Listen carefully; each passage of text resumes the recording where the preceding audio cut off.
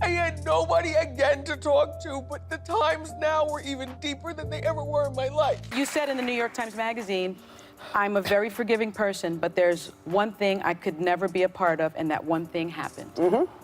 Wendy Williams was once one of the most influential voices on television, captivating millions with her sharp commentary and unapologetic opinions. But now, the woman who made Asterisk, how you doing? Asterisk, a cultural catchphrase, is facing a battle far greater than celebrity feuds.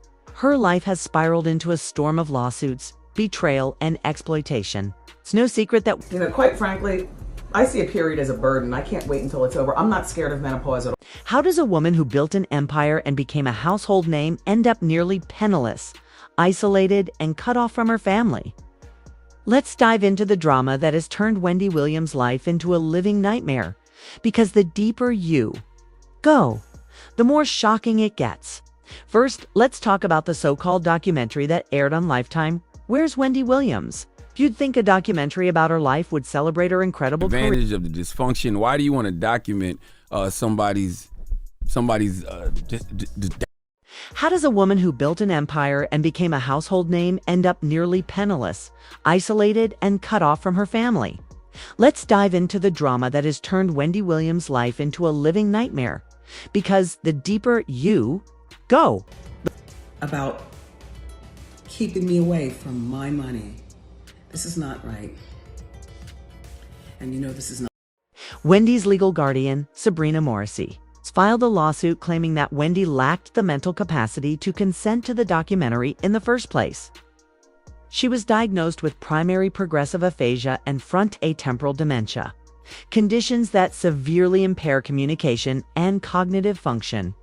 So, how is she supposed to make informed decisions about a project that exposed her most vulnerable moments to the entire world?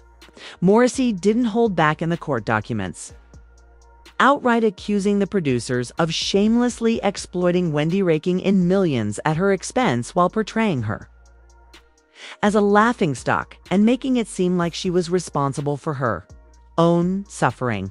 The lawsuit alleges that Wendy was incapacitated and unable to consent to any filming, let alone a documentary that painted her in such a devastating light. It also claims she was signed onto projects she would never have agreed to in her right mind. And this isn't just some baseless accusation. There are statements from people close to Wendy, her son, her family, and even some of her former team who say they had no idea the documentary was happening in the way it did. They weren't consulted, they weren't involved, and they certainly weren't happy with how Wendy was portrayed. To make matters worse, Wendy didn't even get to see the documentary before it aired. Imagine that, a film about your life, your struggles, and your downfall being broadcast to millions, and you don't even get a chance to approve it. Sabrina Morrissey tried to block the release of the documentary, but Lifetime pushed forward anyway, justifying it under free speech protections. Signing her up for projects she would never do in her right mind. What's worse is that Wendy hasn't just faced humiliation on screen, she's been dealing with it in her personal life as well. Let's rewind to her messy divorce from Kevin Hunter. Wendy was married to Kevin for over 20 years, and for much of that time, he was also her manager. At first, it ended because of the negligence of her production company in regards to realizing how severe